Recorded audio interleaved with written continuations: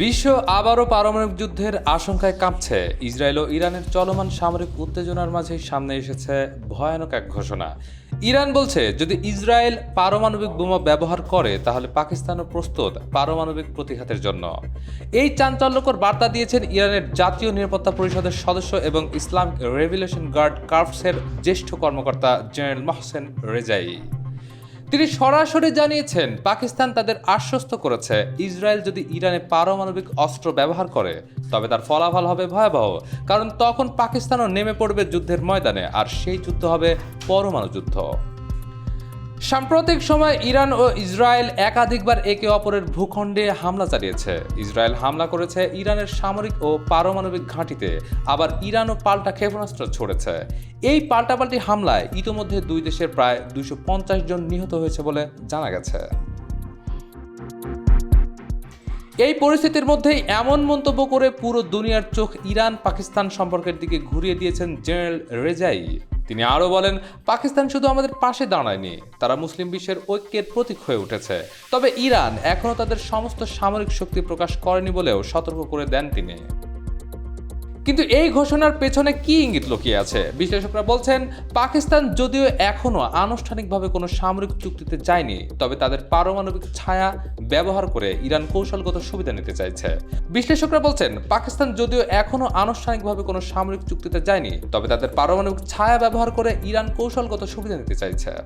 পাকিস্তান এখনও এই বিষয়ে প্রকাশ্যে মুখ না খুললেও তাদের প্রতিরক্ষামন্ত্রী খাজা আসিফ বলেন, ইসরায়েলের পারমাণবিক উগ্রতা নিয়ে পশ্চিমাদের চিন্তা করা উচিত।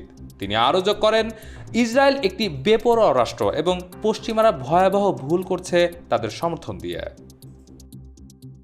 এখন প্রশ্ন হচ্ছে, ইসরায়েল যদি সত্যিই পারমাণবিক হামলার পথে যায় তাহলে কি পাকিস্তান সত্যিই আক্রমণ করবে? আন্তর্জাতিক পরমাণু সংস্থা ICAN জানায়, বিশ্বে মাত্র 9টি দেশের কাছে পারমাণবিক অস্ত্র রয়েছে। পাকিস্তান ও ইসরায়েল দুটো দেশই সেই তালিকায় রয়েছে। তবে দুই দেশের মধ্যে পার্থক্য হচ্ছে কৌশলগত অবস্থানে। ইসরায়েলের আছে যুক্তরাষ্ট্র ও ইউরোপের শক্তিশালী সমর্থন, আর পাকিস্তান বরাবরই চীন, তুরস্ক ও মুসলিম বিশ্বের ঘনিষ্ঠ বন্ধু। বিশ্লেষকদের মতে, পাকিস্তানের এমন অবস্থান আসলে এক প্রকার কূটনৈতিক চাপ তৈরি করার চেষ্টা। তবে এটা অস্বীকার করার উপায় নেই, যদি পরিস্থিতি নিয়ন্ত্রণের বাইরে চলে যায় তাহলে বিশ্ব বড়সড় এক যুদ্ধের দিকে এগোতে পারে। এই সংকটের মধ্যে সাবেক মার্কিন প্রেসিডেন্ট ডোনাল্ড ট্রাম্প জানায়, যদি ইরান যুক্তরাষ্ট্রকে আঘাত করে তাহলে মার্কিন সেনাবাহিনী ইতিহাসের সবচেয়ে শক্তিশালী প্রতিশোধ নেবে। এমন হুঁশিয়ারি যুদ্ধ পরিস্থিতিকে আরও জটিল করে তুলছে। যুক্তরাষ্ট্র যেমন একদিকে ইসরায়েলকে সমর্থন দিচ্ছে, তেমনি চীন, রাশিয়া চুপচাপ পাশে থাকছে ইরানের। সারা বিশ্ব তাই এখন নিঃশ্বাস বন্ধ করে তাকিয়ে আছে। ইরান ইসরায়েলের সংঘাত যদি সত্যিই পারমাণবিক রূপ নেয় তাহলে কেবল মধ্যপ্রাচ্য নয়, এই আগুন ছড়িয়ে পড়বে ইউরোপ, এশিয়া, এমনকি যুক্তরাষ্ট্রেও। আর তখন পাকিস্তানের ভূমিকাও বিশ্ব রাজনীতির জন্য হবে অত্যন্ত গুরুত্বপূর্ণ।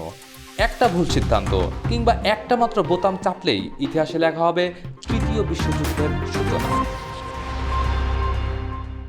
আজ এ পর্যন্তই। এমন আরও গুরুত্বপূর্ণ আন্তর্জাতিক খবর পেতে চোখ রাখুন ডেইলি মিন্টে।